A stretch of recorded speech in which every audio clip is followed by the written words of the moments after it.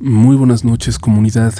Aunque sé que este tema es polémico y siempre divide de alguna forma, ya saben que a mí me encantan las historias de brujas y episodios como este en que lo vamos a abordar desde dos perspectivas muy distintas. Una historia corta, clásica, que casi parece una fábula, y una más extensa, con toques macabros que la pueden volver incluso más perturbadora. Le agradezco a quienes las han compartido, a quienes han confiado en nosotros y ya sabes, como siempre, te recuerdo que si a ti no te asustan las brujas, escuches este episodio quizás como mero entretenimiento. Ya te tocará tomarlo en serio. Quizás más pronto de lo que crees. No será la primera vez que alguien escéptico, que se ríe de ciertos temas, termina siendo protagonista de relatos de la noche. Quiero compartir esta historia que me contó mi esposo acerca de su familia. Él es de la ciudad de Reynosa, Tamaulipas, donde nació y creció junto con sus padres, abuelos y hermanos. Todo comenzó cuando su papá, mi suegro, era aún muy pequeño. Él nos contaba que su abuelo, es decir, el bisabuelo de mi esposo, era un hombre muy aficionado a las apuestas. Le gustaba pasar las noches en bares y cantinas, jugando, tomando y apostando hasta altas horas de la madrugada. Como era común en esos tiempos, siempre llevaba un arma con él. También era común escuchar historias de brujas, y todos sabían algún truco para enfrentarlas si llegaba a ser necesario. En una de esas noches, dice mi suegro, su abuelo volvía a casa después de una jornada particularmente larga. Aunque iba algo ebrio, su mente estaba alerta, y al mirar al cielo, vio una lechuza grande sobrevolándolo. No sintió nada extraño al principio. Siempre le habían gustado sus animales, e incluso decían que era buena suerte verlos. Pero algo cambió cuando notó que había algo distinto con esta ave. No se alejaba, volaba diferente, y parecía estar siguiéndolo. Fue entonces cuando escuchó un lamento.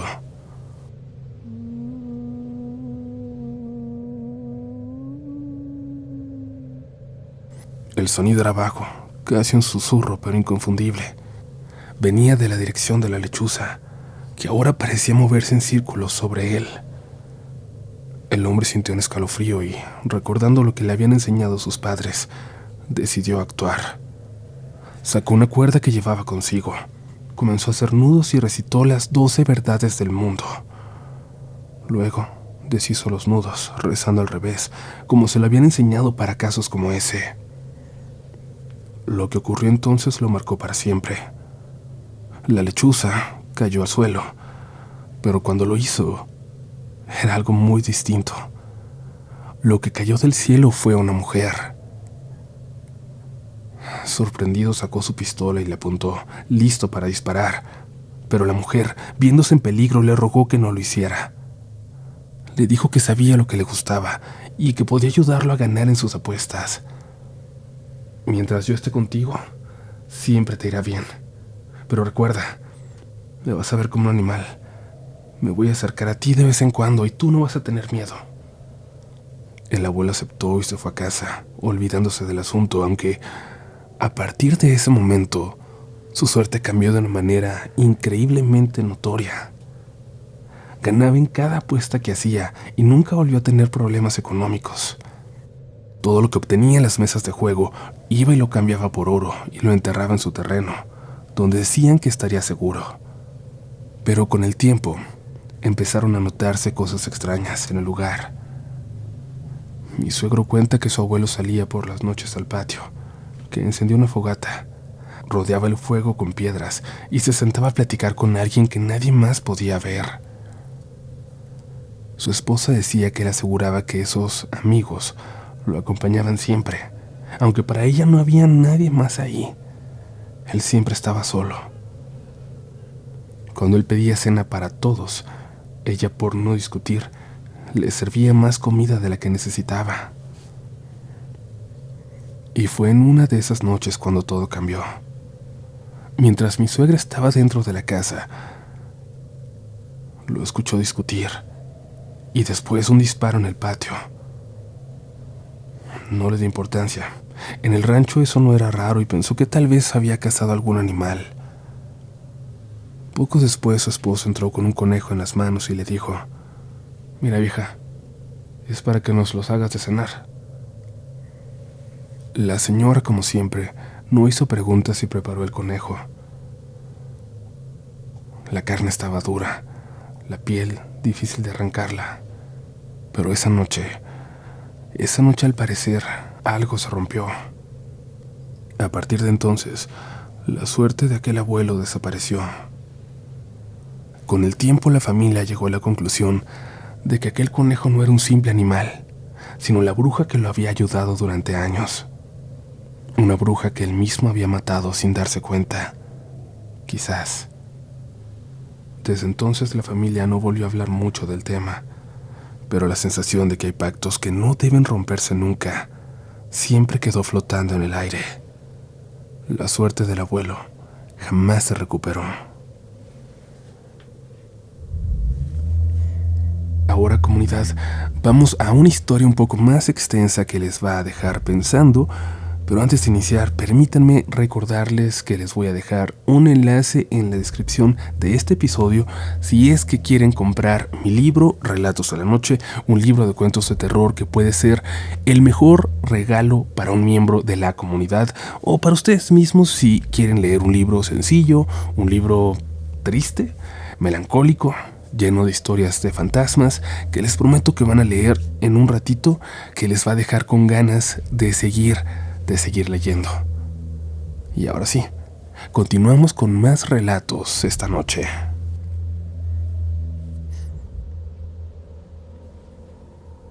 Antes de que escuchen estas historias, debo advertirles algo. No son relatos comunes. Lo que están a punto de escuchar son fragmentos de mi vida. Momentos que todavía me erizan la piel al recordarlos.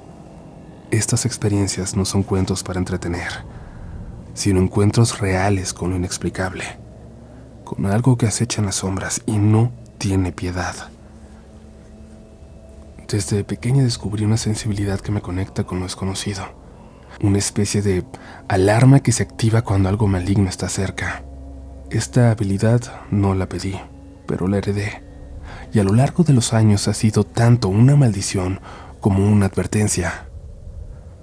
Voy a contarles sobre las veces que me enfrenté a algo que muchos llaman brujas.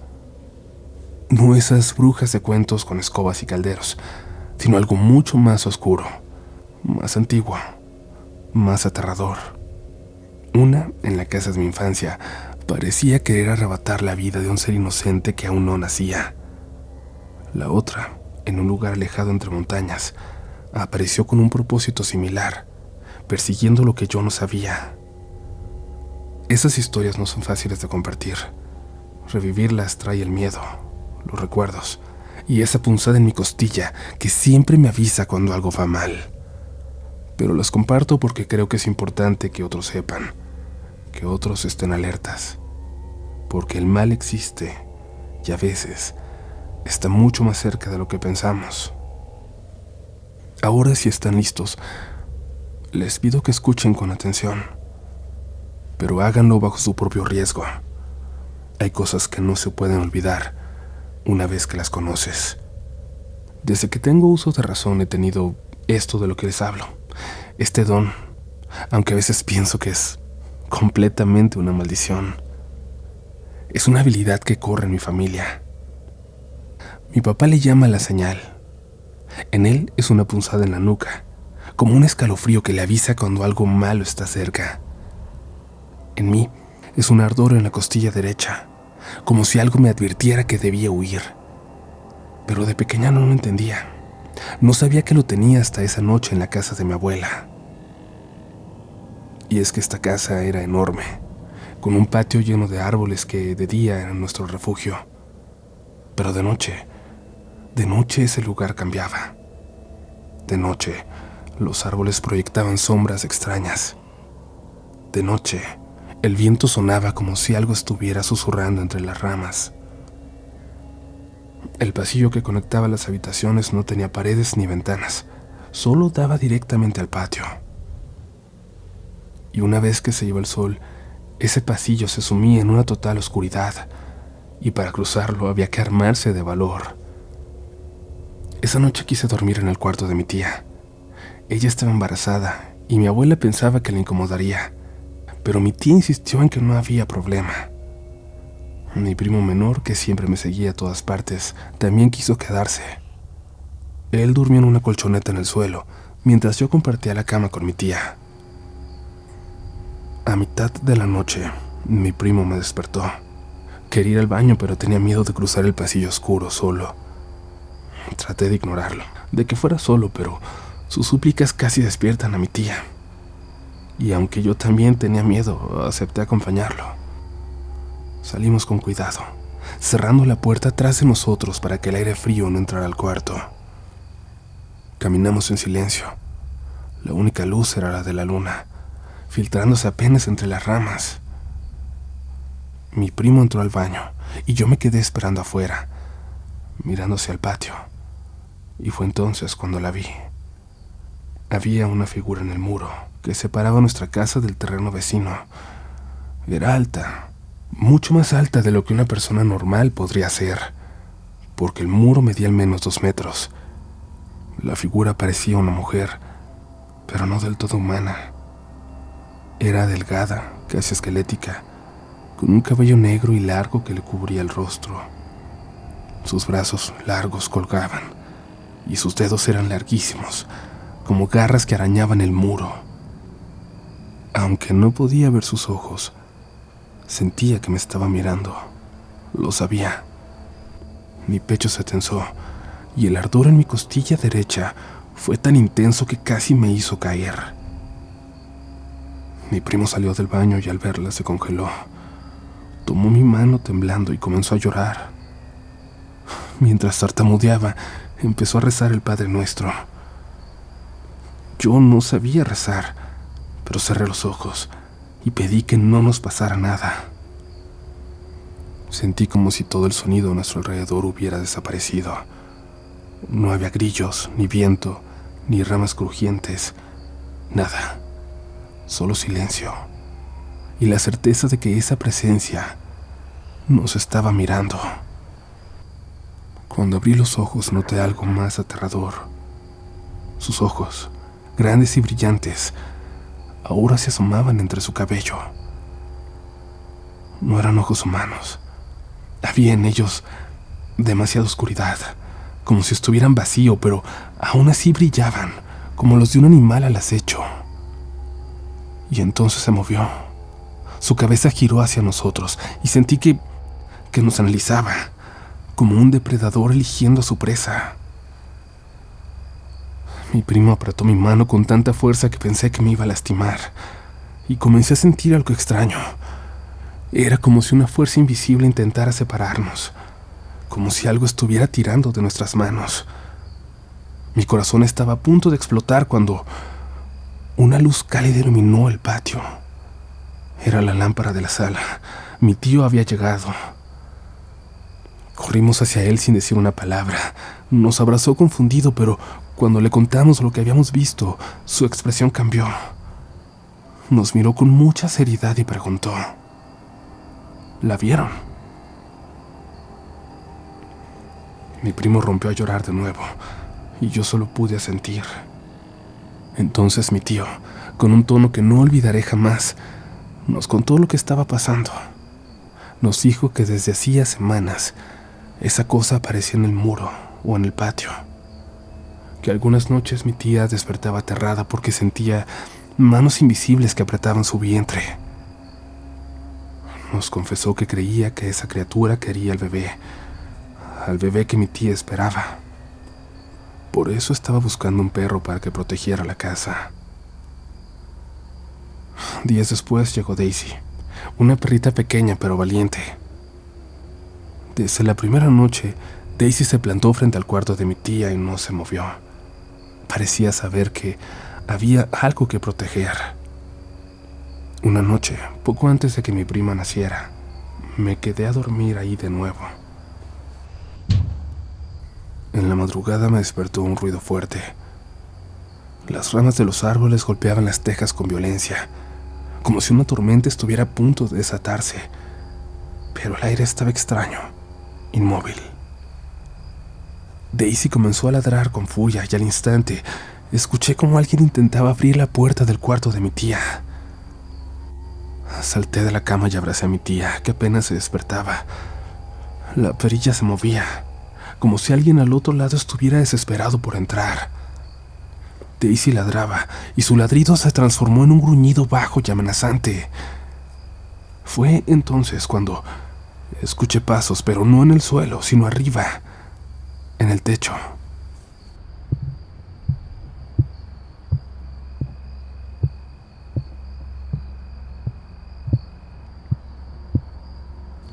Eran lentos, pero pesados, como si alguien caminara sobre las tejas. Y a estas alturas, mi costilla dolía, mi costilla me quemaba. El ruido cesó de repente cuando mi tío abrió la puerta de su cuarto. Al salir al pasillo con una lámpara, todo quedó en silencio. Daisy dejó de ladrar y solo se quedó mirando al techo, inmóvil, como si todavía pudiera sentir lo que yo también sentía en mi costilla, que esa cosa no se había ido del todo. Cuando mi prima nació y mi tía se mudó, la figura desapareció por completo. Nunca más se la volvimos a ver en el muro, ni sentimos su presencia.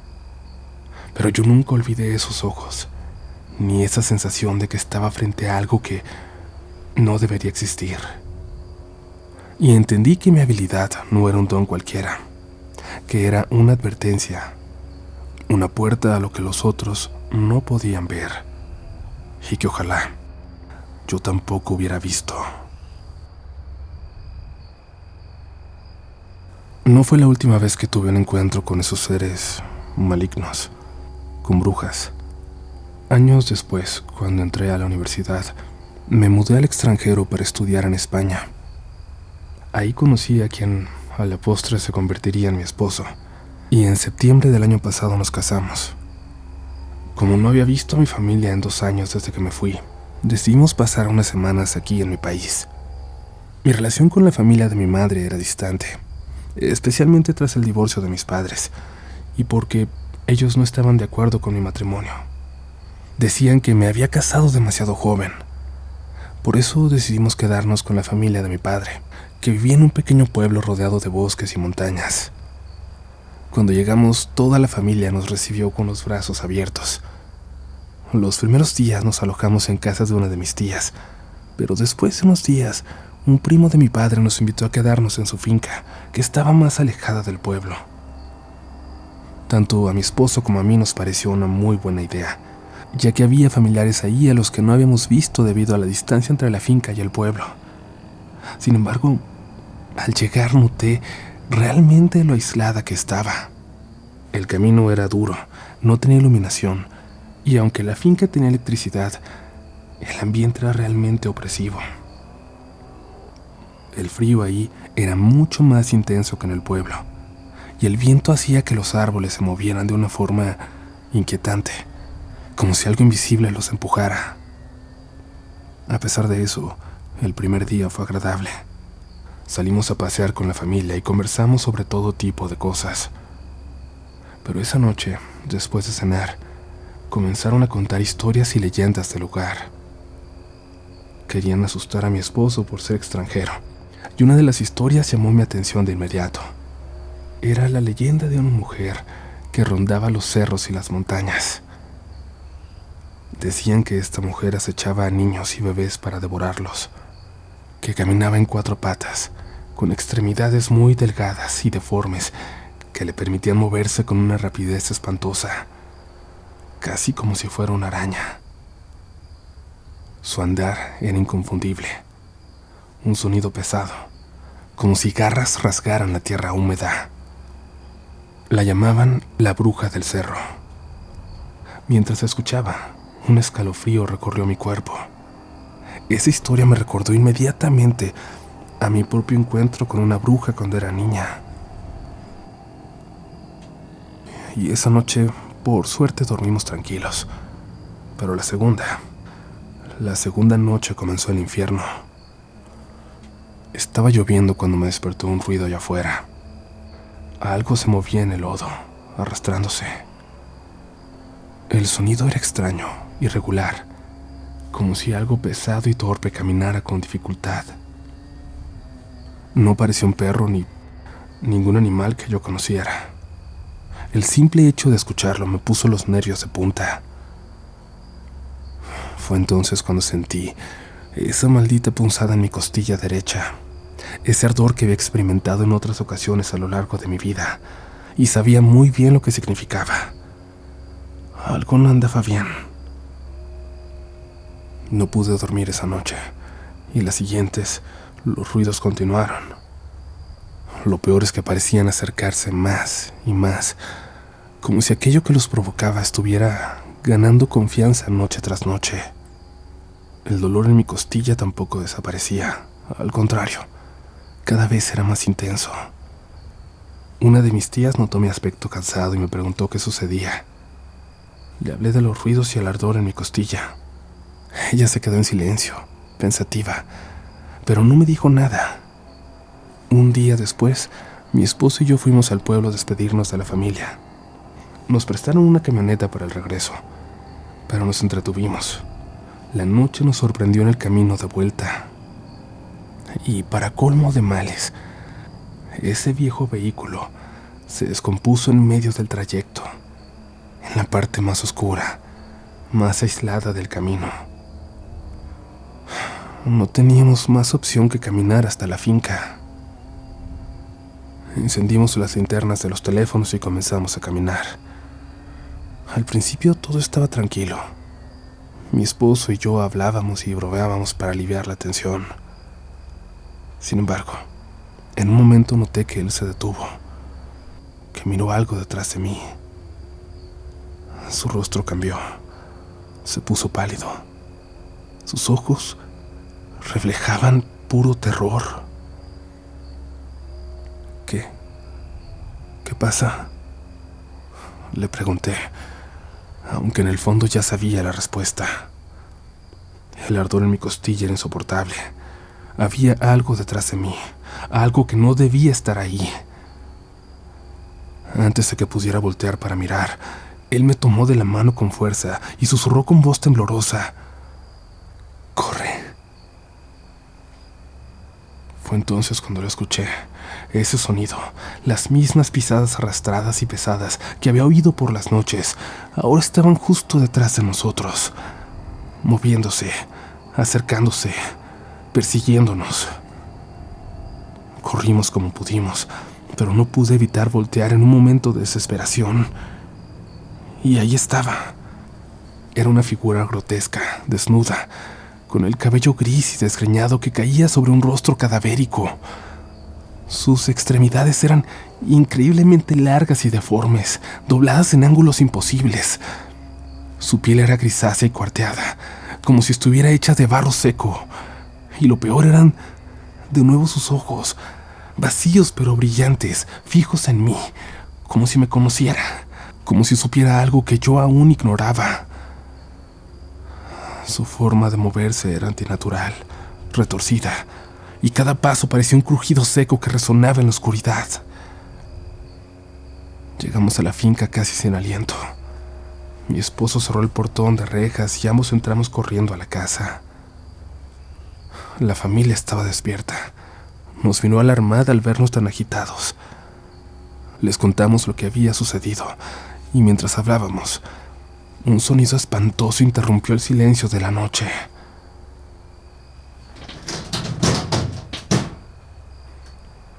Alguien, o algo, estaba intentando abrir el portón. Mis tíos y primos salieron con machetes y una escopeta en mano. Desde dentro escuché un disparo, seguido por un silencio profundo. En ese mismo instante, el ardor en mi costilla desapareció por completo. Más tarde, me confirmaron lo que yo temía. Me dijeron que esa era la bruja del cerro. Mis tíos dijeron que había intentado trepar el portón con esas extremidades deformes y el disparo la había ahuyentado.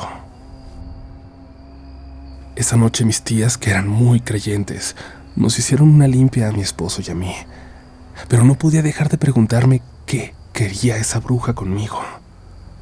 La última vez que me enfrenté a una tenía sentido. Yo era solo una niña y ella buscaba al bebé que mi tía estaba esperando, pero ahora no había ninguna razón. Semanas después, de regreso en España, lo supe, lo entendí. Estaba embarazada. Esa bruja lo sabía, incluso antes que yo.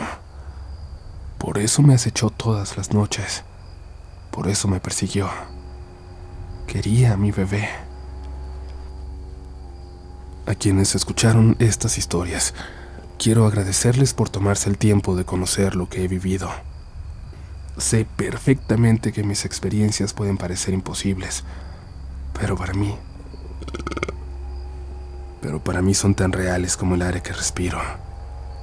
Estas historias no son solo recuerdos, son advertencias, son cicatrices que llevo conmigo.